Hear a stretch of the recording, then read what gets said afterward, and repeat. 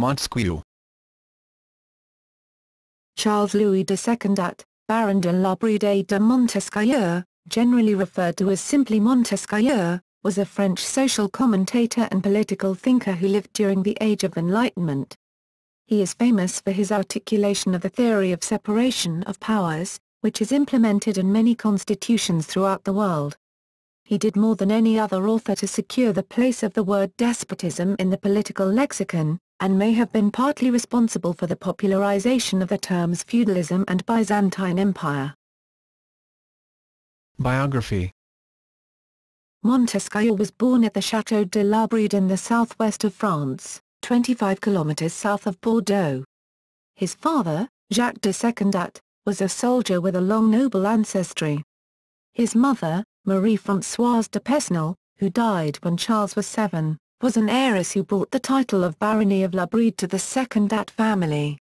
After the death of his mother he was sent to the Catholic College of Juilly, a prominent school for the children of French nobility, where he remained from 1700 to 1711. His father died in 1713 and he became a ward of his uncle, the Baron de Montesquieu. In 1715 he married Jeanne de Lartigue, a Protestant, who eventually bore him 3 children. The Baron died in 1716, leaving him his fortune as well as his title, and the office of President de Mortier in the Bordeaux Parliament. Montesquieu's early life occurred at a time of significant governmental change.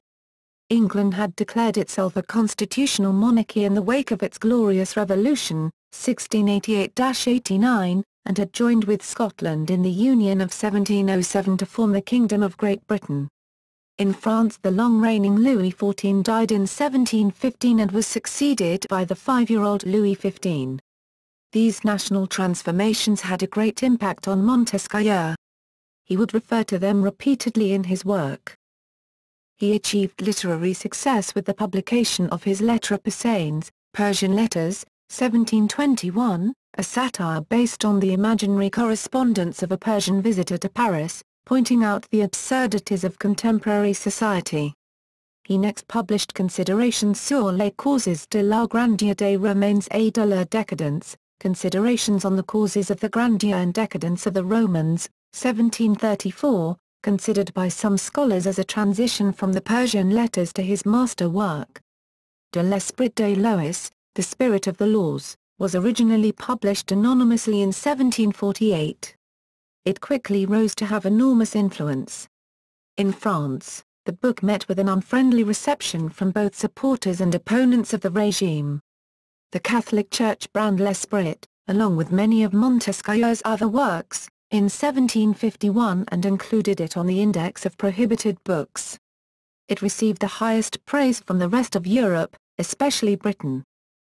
Montesquieu was also highly regarded in the British colonies in North America as a champion of liberty, though not of American independence.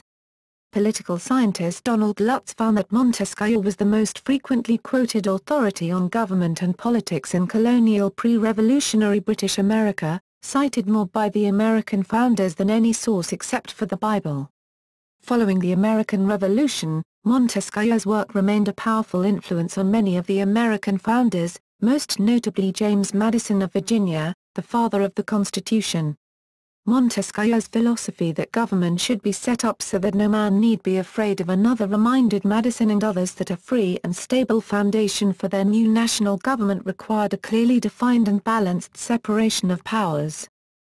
Besides composing additional works on society and politics, Montesquieu traveled for a number of years through Europe including Austria and Hungary, spending a year in Italy and 18 months in England before resettling in France.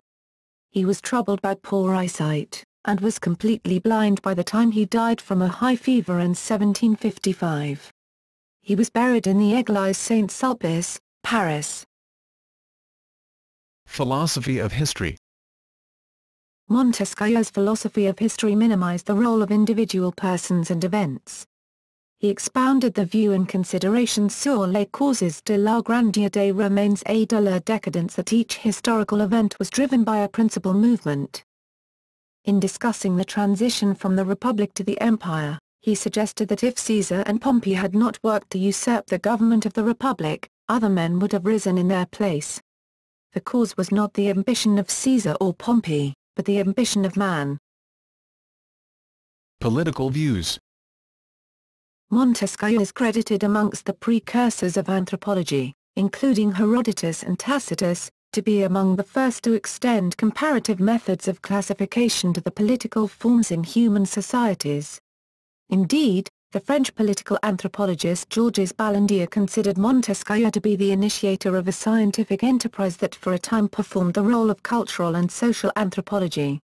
According to social anthropologist D. F. Pocock, Montesquieu's The Spirit of the Laws is the first consistent attempt to survey the varieties of human society, to classify and compare them and, within society, to study the interfunctioning of institutions. Montesquieu's political anthropology gave rise to his theories on government. When Catherine the Great wrote her Necker's Instruction for the Legislative Assembly she had created to clarify the existing Russian law code, she avowed borrowing heavily from Montesquieu's Spirit of the Laws, although she discarded or altered portions that did not support Russia's absolutist bureaucratic monarchy. Montesquieu's most influential work divided French society into three classes, or trias politica, a term he coined, the monarchy, the aristocracy, and the commons. Montesquieu saw two types of governmental power existing, the sovereign and the administrative.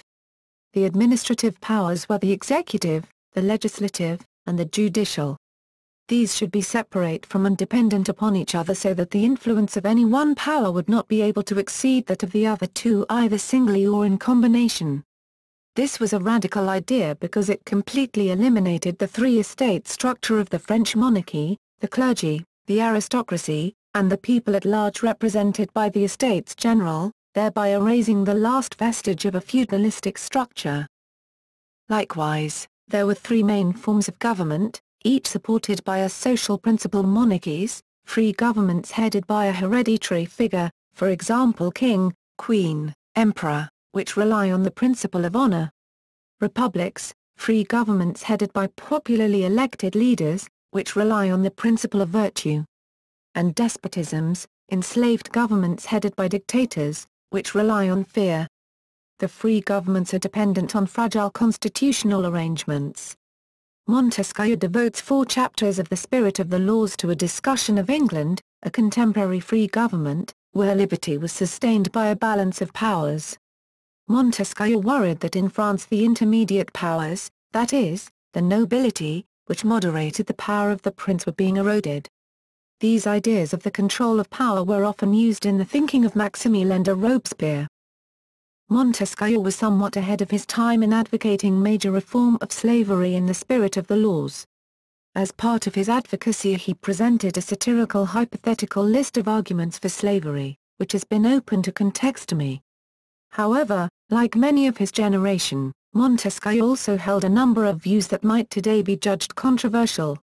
He firmly accepted the role of a hereditary aristocracy and the value of primogeniture, and while he endorsed the idea that a woman could head a state, he held that she could not be effective as the head of a family. While addressing French readers of his general theory, John Maynard Keynes described Montesquieu as the real French equivalent of Adam Smith, the greatest of your economists, head and shoulders above the physiocrats in penetration, clear-headedness and good sense, which are the qualities an economist should have. Meteorological climate theory.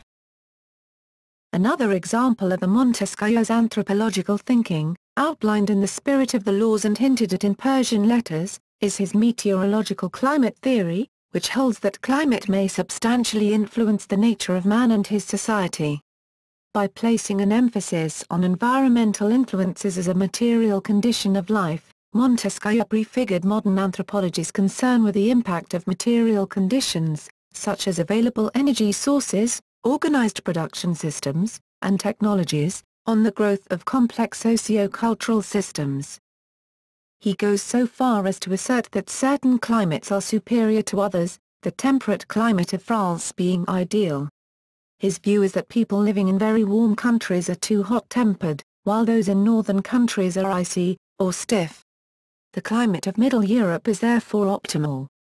On this point, Montesquieu may well have been influenced by a similar pronouncement in the histories of Herodotus, where he makes a distinction between the ideal temperate climate of Greece as opposed to the overly cold climate of Scythia and the overly warm climate of Egypt.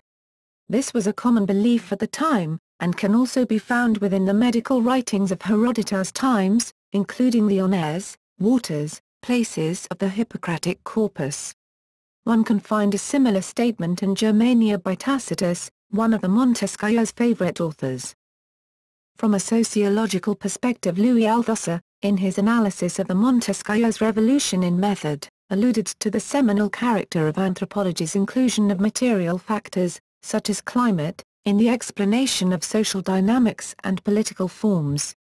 Examples of certain climatic and geographical factors giving rise to increasingly complex social systems include those that were conducive to the rise of agriculture and the domestication of wild plants and animals. List of principal works. Memoirs and Discourses at the Academy of Bordeaux, 1718–1721, including discourses on echoes, on the renal glands, on weight of bodies, on transparency of bodies and on natural history. Spicillage, Gleanings, 1715 onward. Système des idées, System of Ideas, 1716. Lettres persanes, Persian Letters, 1721. Le Temple de Gnide, The Temple of Cnidos, a novel. 1725. Histoire véritable, True History, a Reverie. c. 1723 c. 1738. Considerations sur les causes de la grandeur des Romains et de leur décadence, Considerations on the causes of the greatness of the Romans and their decline, 1734, at Gallica, Arsace et Ismenie, Arsace and Ismenie, a novel. 1742, De l'esprit des lois, The Spirit of the Laws, 1748, Volume 1, Volume 2 at Gallica, La défense de l'esprit des lois, In Defense of the Spirit of the Laws, 1750, Essai sur le goût, Essay on Taste, Pub. 1757, Mes Pensées, My Thoughts, 1720–1750,